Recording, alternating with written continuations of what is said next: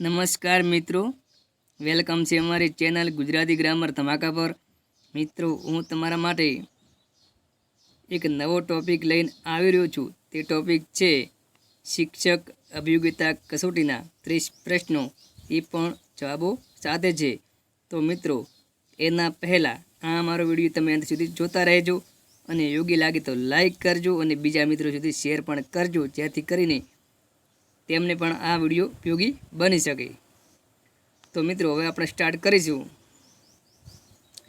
શિક્ષક અભિયોગ્યતા કસોટી। બરાબર મિત્રો, શિક્ષક અભિયોગ્યતા કસોટીના જે પ્રશ્નો છે એ ટેટ અને ટાટ મિત્રો માટે ખાસ ઉપયોગી છે। બરાબર, તો હવે આપણે સ્ટાર્ટ કરીએ। પ્રશ્ન નંબર 1,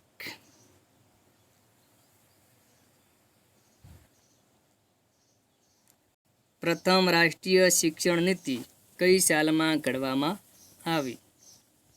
પ્રશ્ન શું છે એ પૂરેપૂરો સમજી લેવાનો, ઓકે મિત્રો, ને પછી જ એનો આન્સર નક્કી કરવાનો રહેશે। તો જોઈએ પ્રશ્ન, પ્રથમ રાષ્ટ્રીય શિક્ષણ નીતિ કઈ સાલમાં ઘડવામાં આવી? તો મિત્રો, તેનો સાચો જવાબ રહેશે 1986।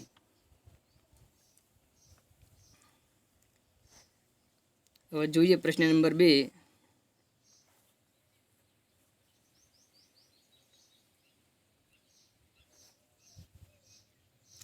ઓગણીસો 85માં ભારતના શિક્ષણ મંત્રાલય દ્વારા પ્રગટ થયેલ પુસ્તકના ગુજરાતી અનુવાદને કયું શીર્ષક અપાયું છે?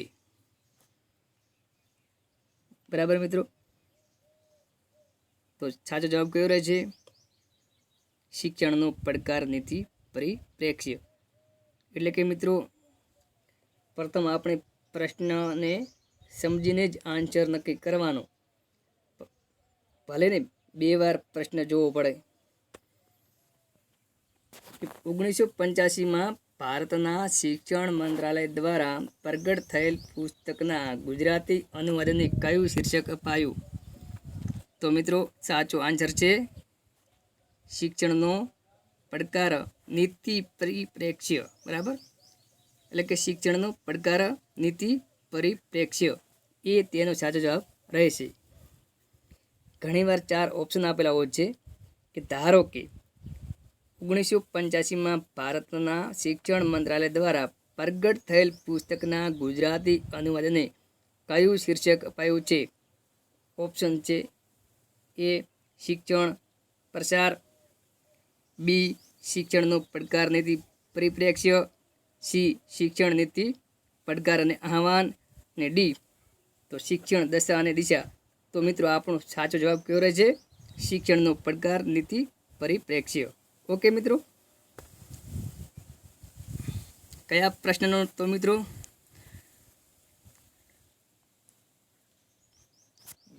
ઓગણીસો 85માં ભારતના શિક્ષણ મંત્રાલય દ્વારા પ્રગટ થયેલ પુસ્તકના ગુજરાતી અનુવાદને કયું શીર્ષક અપાયું છે? તો જવાબ છે શિક્ષણનો પડકાર નીતિ પરિપ્રેક્ષ્ય। હવે જોઈએ મિત્રો આગળનો પ્રશ્ન, પ્રશ્ન નંબર 3,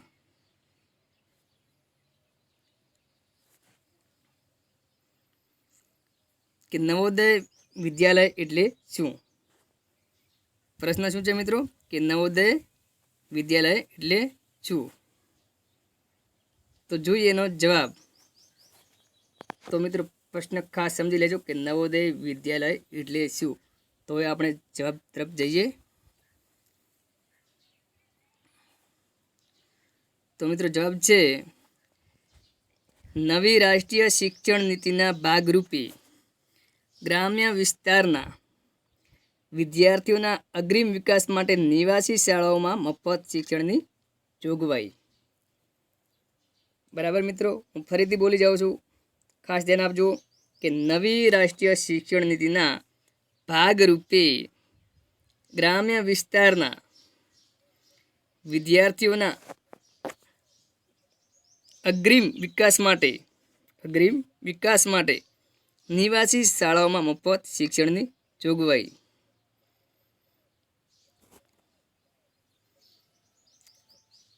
પ્રશ્ન નંબર 4,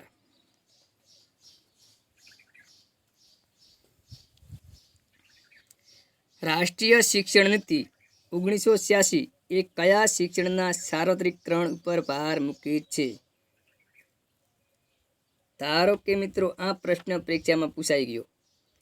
રાષ્ટ્રીય શિક્ષણ નીતિ 1986 એ કયા શિક્ષણના સાર્વત્રિકરણ ઉપર ભાર મૂકે છે? ઓપ્શન એ વ્યવસાયલક્ષી શિક્ષણ, ઓપ્શન બી પ્રાથમિક શિક્ષણ, ઓપ્શન સી ઉચ્ચ પ્રાથમિક, ઓપ્શન ડી માધ્યમિક. તો મિત્રો આપણો સાચો આન્સર રહેશે પ્રાથમિક શિક્ષણ. પ્રશ્ન શું છે ફરીથી જોઈ લઈએ કે રાષ્ટ્રીય શિક્ષણ નીતિ 1986 કયા શિક્ષણના સાર્વત્રિકરણ ઉપર ભાર મૂકે છે? તો પ્રાથમિક શિક્ષણ પર. હવે જઈએ આગળના પ્રશ્ન પર મિત્રો.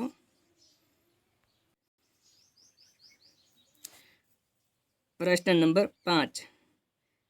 રાષ્ટ્રીય શિક્ષણ નીતિ 1986ના પ્રણેતા તરીકે કોણ જાણીતું છે?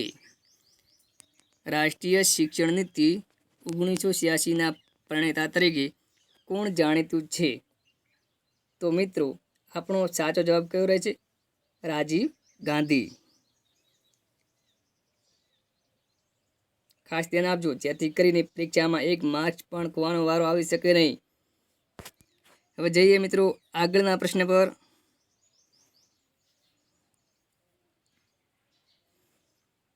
પ્રશ્ન નંબર 6. રાષ્ટ્રીય શિક્ષણ નીતિ ક્યાં શિક્ષણ પર ભાર મૂકે છે? સોરી મિત્રો ક્યાં નહીં પણ ક્યાં, બરાબર. કયા શિક્ષણ ઉપર ભાર મૂકે છે? તો જવાબ આવશે મૂલ્ય શિક્ષણ. રાષ્ટ્રીય શિક્ષણ નીતિ કયા શિક્ષણ પર ભાર મૂકે છે? તો જવાબ આપણો કયો રહેશે? મૂલ્ય શિક્ષણ. હવે જોઈએ પ્રશ્ન નંબર 7.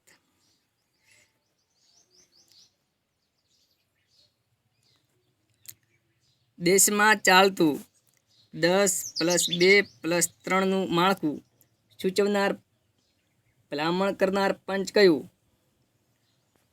તો મિત્રો જવાબ આવશે કોઠારી પંચ. મિત્રો ખાસ ધ્યાન આપજો કે દેશમાં જે ચાલે છે માળખું 10 સુધી ભણવાનું, પછી 10 ને 2 12 એટલે 11-12 ને 3 વર્ષ કોલેજ, ને આ જો માળખું સૂચવનાર કોઈ હોય તો કયું પંચ છે મિત્રો? કોઠારી પંચ. હવે જોઈએ મિત્રો આગળ.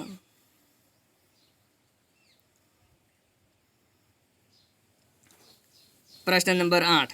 રાષ્ટ્રીય શિક્ષણ નીતિમાં ઓપરેશન બ્લેક બોર્ડ શું છે? રાષ્ટ્રીય શિક્ષણ નીતિમાં ઓપરેશન બ્લેક બોર્ડ શું છે? તો મિત્રો જવાબ છે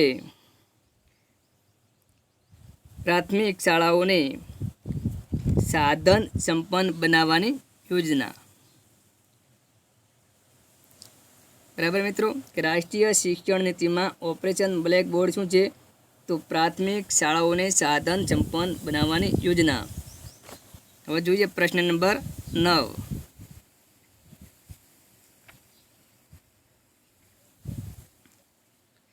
શિક્ષણ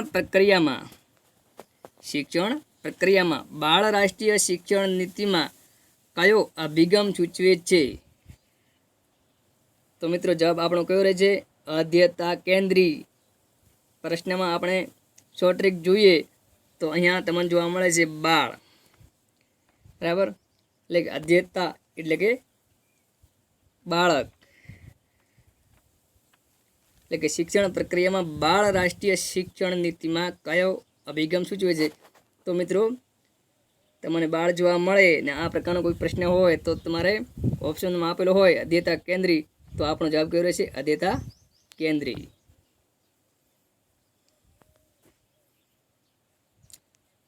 પ્રશ્ન નંબર 10. તો મિત્રો જોઈએ આપણે પ્રશ્ન નંબર 10.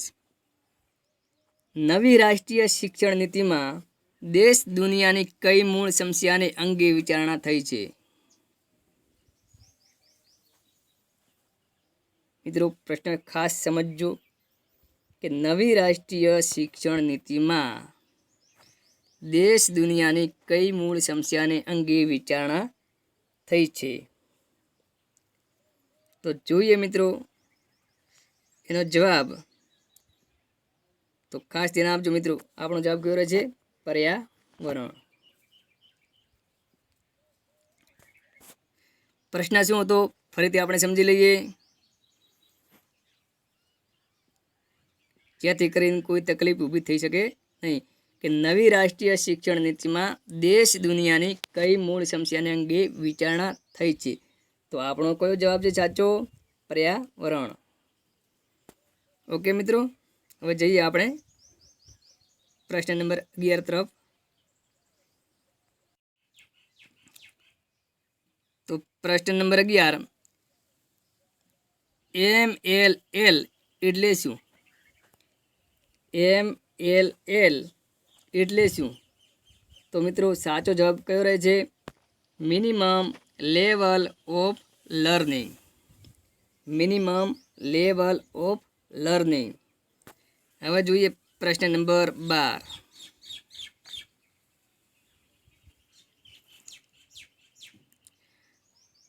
કાર્યાનુભવનો વિચાર કયા શિક્ષણ પંચે આપેલો છે? બરાબર મિત્રો, અહીં અનુસ્વાર આવતો નથી પણ ભૂલથી થયેલ છે. શું કહેવા માંગે છે પ્રશ્ન? તો મિત્રો જોઈએ તો કાર્યાનુભવનો વિચાર કયા શિક્ષણ પંચે આપેલો છે? તો મિત્રો આપણો જવાબ કયો રહે છે? કોઠારી શિક્ષણ પંચ. હવે મિત્રો શોર્ટ ટ્રીક તમને આપી દઉં છું. કાર્યાનુભવનો ક લાગુ પડે છે આગળ, એવા જ પ્રકારે કોઠારી પંચનો આગળ ક લાગુ પડે છે. બરાબર, ક એટલે કે કાર્યાનુભવનો વિચાર કયા પંચ આપેલો છે? તો કોઠારી શિક્ષણ પંચ. એક મિનિટ મિત્રો. હવે જોઈએ આપણે પ્રશ્ન નંબર 13. બાળ વિકાસ માટે રાષ્ટ્રીય શિક્ષણ નીતિમાં શાળા છોડી જતા બાળકો માટે શી જોગવાઈ કરવામાં આવેલ છે? શું વાત કરી છે? બાળ વિકાસ માટે રાષ્ટ્રીય શિક્ષણ નીતિમાં શાળા છોડી જતા બાળકો માટે શી જોગવાઈ કરવામાં આવેલ છે? તો મિત્રો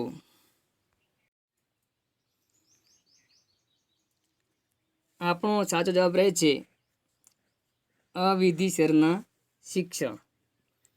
પ્રશ્ન મિત્રો શું હતો?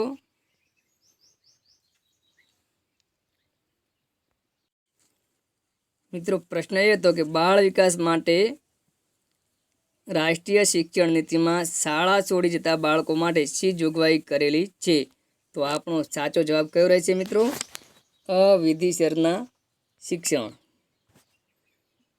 બરાબર, બાળકો શાળાઓ છોડીને જતા રહે છે ઘર તરફ, ત્યારે તેમને સરકારે શિક્ષણ માટે સુવિધા કરી, પણ કયા પ્રકારનું શિક્ષણ?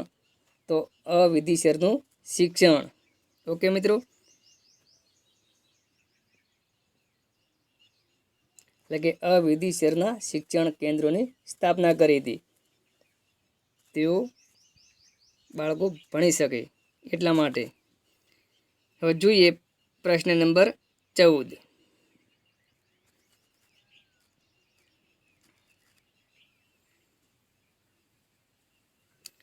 રાષ્ટ્રીય શિક્ષણ નીતિમાં કયા પ્રકારની યુનિવર્સિટી સ્થાપવા માટે વિચારાયું છે? મિત્રો પ્રશ્ન ખાસ સમજો. શું કહેવા માંગે છે? કે રાષ્ટ્રીય શિક્ષણ નીતિમાં કયા પ્રકારની યુનિવર્સિટી સ્થાપવા માટે વિચારાયું છે? તો મિત્રો જવાબમાં શું આવશે? ગ્રામ્ય યુનિવર્સિટી. ગ્રામ્ય યુનિવર્સિટી એટલે કે ગામડાઓના જે બાળકો છે એમને પણ સારું એવું શિક્ષણ મળી રહે. હવે જઈએ મિત્રો પ્રશ્ન નંબર 15.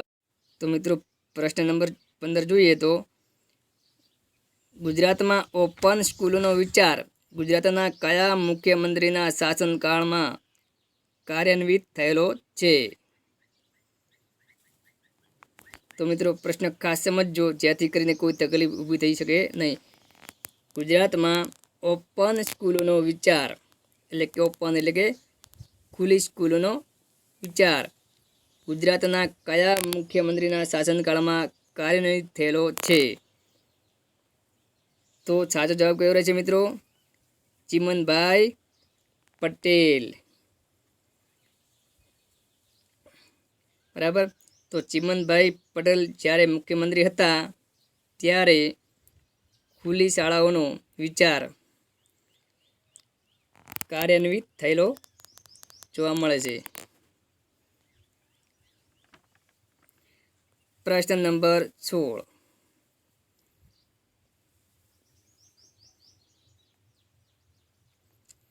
ભારતમાં Indira Gandhi national open university ટૂંકમાં કહીએ તો IGNOU નું વડુ મથક કયા શહેરમાં આવેલું છે?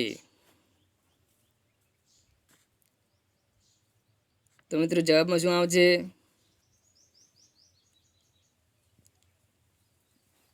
મુંબઈ. તો મિત્રો આપણો સાચો જવાબ કયો રહેશે? મુંબઈ.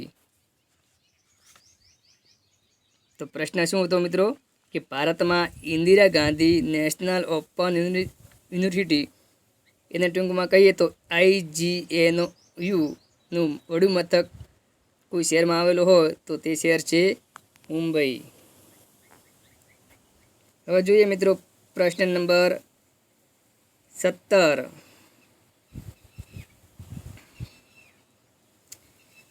વિશ્વમાં સૌપ્રથમ કઈ સાલમાં કયા દેશમાં અને કયા નામે ખુલ્લી વિદ્યાપીઠ સ્થાપી? વિશ્વમાં સૌપ્રથમ કઈ સાલમાં કયા દેશમાં અને કયા નામે ખુલ્લી વિદ્યાપીઠ સ્થાપી? તો જવાબ આપણો કયો રહેશે? 1969. ને કઈ જગ્યાએ? ઇંગ્લેન્ડમાં. બરાબર. ને કયા નામે? તો England university of air. England university of air. હવે જોઈએ પ્રશ્ન નંબર 18.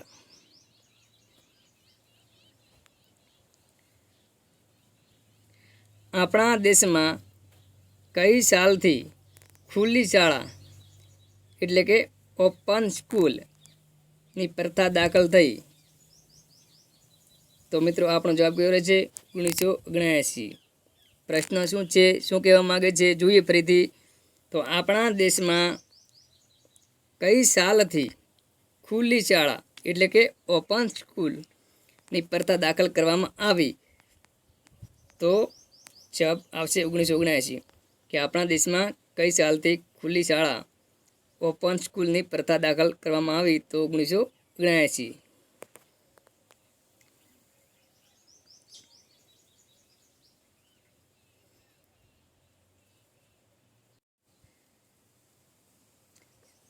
હવે જોઈએ પ્રશ્ન નંબર 19. નેશનલ નોલેજ કમિશનની સ્થાપના ક્યારે કરવામાં આવી? નેશનલ નોલેજ કમિશનની સ્થાપના ક્યારે કરવામાં આવી? તો મિત્રો આપણો જવાબ રહે છે 2005. શાની વાત કરી છે કે નેશનલ નોલેજ કમિશનની સ્થાપના 2005માં કરવામાં આવી હતી. તો આપણો સાચો જવાબ કયો રહે છે? 2005. પ્રશ્ન નંબર 20.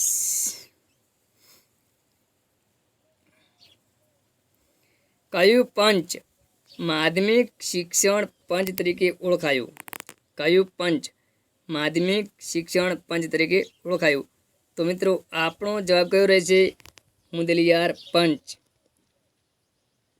સાલ છે 1952. કયું પંચ માધ્યમિક શિક્ષણ પંચ તરીકે ઓળખાયું? તો જવાબમાં આવશે મુદલિયાર પંચ અને સાલ છે 1952 એટલે કે ઈસવીસન 1952. મિત્રો એના માટેની શોર્ટ ટ્રીક આપી દઉં છું. માધ્યમિક આગળ પણ મ આવેલો છે, મુદલિયાર આમાં પણ આગળ મ આવેલો છે. બરાબર. આની બનશે શોર્ટ ટ્રીક. માધ્યમિક શિક્ષણ પંચ કયા નામે ઓળખાય છે? તો મુદલિયાર પંચ.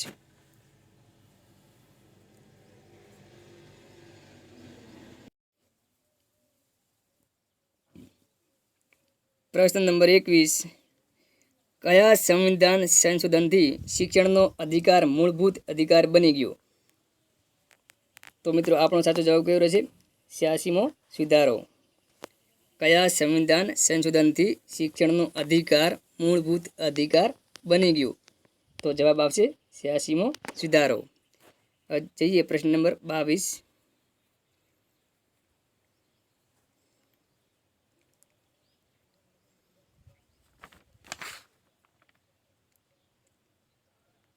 કયા પંચના પરિણામ સ્વરૂપે રાષ્ટ્રીય શિક્ષણ નીતિ અમલમાં આવી? કયા પંચના પરિણામ સ્વરૂપે રાષ્ટ્રીય શિક્ષણ નીતિ અમલમાં આવી? તો આપણો સાચો જવાબ રહેશે કોઠારી પંચ. પ્રશ્ન નંબર 23.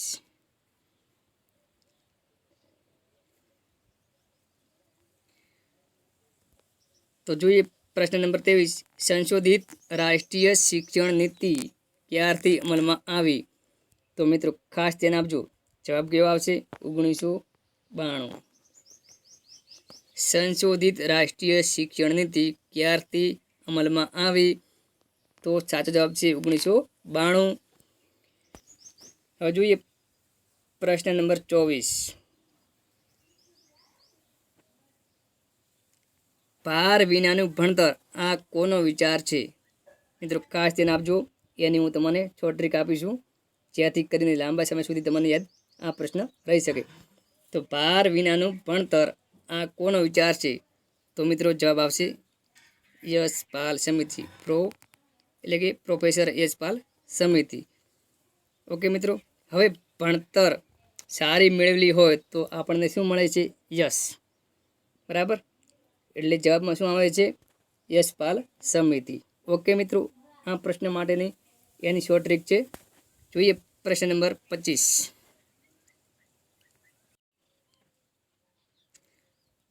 તો પ્રશ્ન નંબર 25, ભારતમાં લઘુત્તમ સિદ્ધિ કક્ષા MLL નો વિચાર પ્રસરાવનાર કેળવણીકાર કોણ હતા? તો મિત્રો પ્રશ્ન શું કહેવા માંગે છે ફરીથી આપણે સમજી લઈએ જેથી કરીને કોઈ તકલીફ ઊભી થઈ શકે નહીં. કે ભારતમાં લઘુત્તમ સિદ્ધિ કક્ષા MLL નો વિચાર પ્રસરાવનાર કેળવણીકાર કોણ હતા? તો આપણો સાચો જવાબ કયો છે? ડૉક્ટર રવિન્દ્ર દવે. પ્રશ્ન નંબર 26,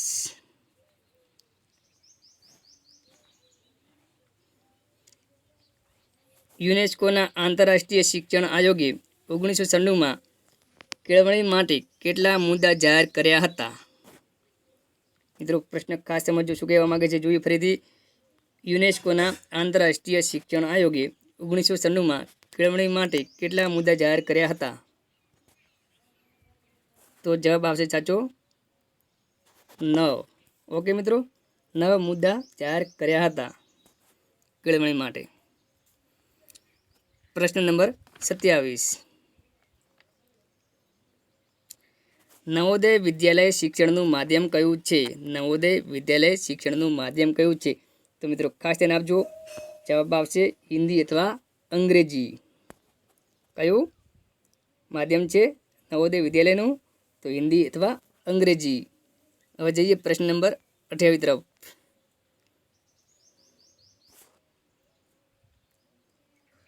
મૂલ્ય એટલે શું? મૂલ્ય એટલે શું? તો મૂલ્ય એટલે શું થાય? સામાજિક અને સાંસ્કૃતિક મૂલ્યોનું ઘડતર કરવું. મિત્રો ખાસ ધ્યાન આપજો, મૂલ્ય એટલે શું? તો સામાજિક અને સાંસ્કૃતિક બાબતો છે, બરાબર, એનું ઘડતર કરવાની વાત કરેલી છે. શું મૂલ્ય હોય એની.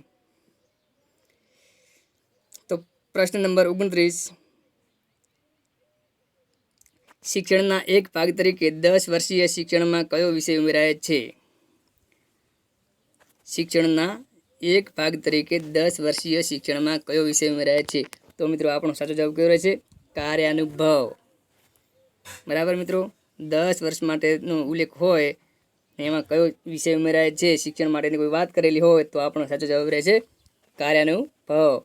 ઓકે મિત્રો, જો મિત્રો તમને અમારો વિડીયો યોગ્ય લાગ્યો તો લાઈક કરવાનું ભૂલતા નહીં. મિત્રો સુધી શેર કરજો જેથી કરીને તેમને પણ ઉપયોગી બની શકે. અમારો ખાસ વિડીયો બનાવવાનો જે હેતુ છે એ તમને એક ટૂંકી અને સરળ રીતે